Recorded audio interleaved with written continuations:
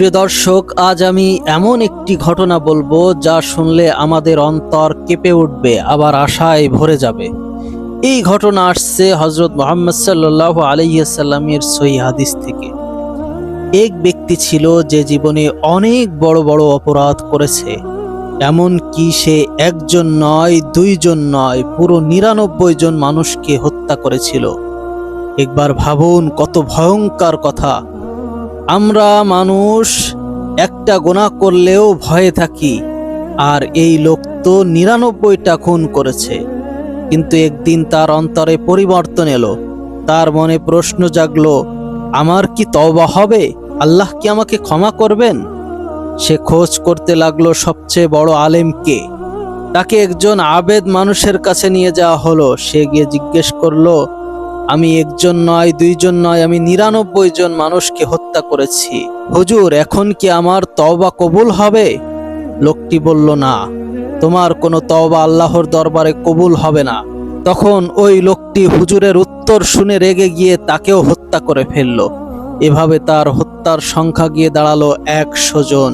এরপরেও তার অন্তরের আগুন নিভল না। সে ভাবলো, কিভাবে তওবা কবুল হয়। সে আবার খোঁজ করতে লাগলো সত্যিকারের আলেম কে আছে। অবশেষে তাকে একজন প্রকৃত জ্ঞানী আলেমের কাছে নিয়ে যাওয়া হলো। সে গিয়ে বলল, হুজুর, আমি ১০০ জনকে হত্যা করেছি, আমার কি তওবা কবুল হবে? এবার আলেম বললেন, কে বলেছে আল্লাহর রহমত থেকে তোমাকে নিরাশ করবে?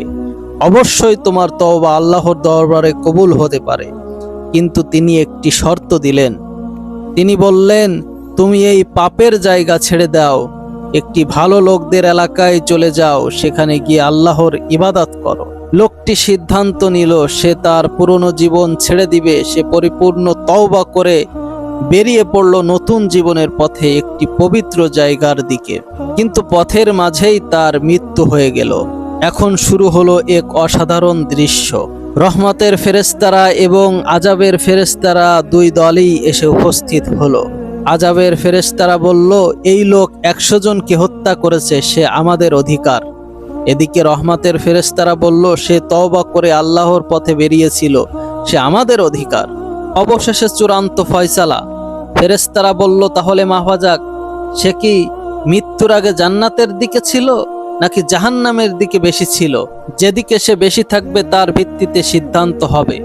মাপা হলো, দেখা গেল সে মৃত্যুর আগে জান্নাতের দিকে ধাপিত ছিল, অর্থাৎ সে তওবার পথে ফিরেছিল, সে আল্লাহর দিকে ফিরেছিল, তাই তাকে মাফ করে দেওয়া হলো।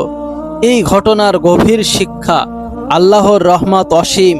কেউ যদি ১০০টা খুন করেও ফিরে আসে, আল্লাহ তাকে ক্ষমা করতে পারেন। আমরা তো এত বড় পাপী না, তাহলে কেন হতাশ হব? কখনো নিরাশ হওয়া যাবে না। আল্লাহ বলেন, হে আমার বান্দারা, যারা নিজেদের উপর জুলুম করেছো, তোমরা আল্লাহর রহমত থেকে নিরাশ হও না। ভালো পরিবেশ জরুরি। আলেম তাকে বলেছিল, খারাপ জায়গা ছেড়ে ভালো জায়গায় যাও। আমাদেরও খারাপ বন্ধু ছাড়তে হবে, ভালো মানুষের সাথে থাকতে হবে, মসজিদ দিনদার পরিবেশে যেতে হবে। নিয়তের মূল্য। সে পুরোপুরি পৌঁছাতে পারেনি, তবুও শুধু নিয়ত আর চেষ্টার কারণে সে সফল হয়েছে। আল্লাহ কাজের চেয়ে নিয়ত বেশি দেখেন। প্রথম লোকটি ভুল কথা বলেছিল, তোমার তওবা নেই, এর কারণে আরেকটা খুন হলো। তাই দিন সম্পর্কে সঠিক জ্ঞান থাকা খুব গুরুত্বপূর্ণ।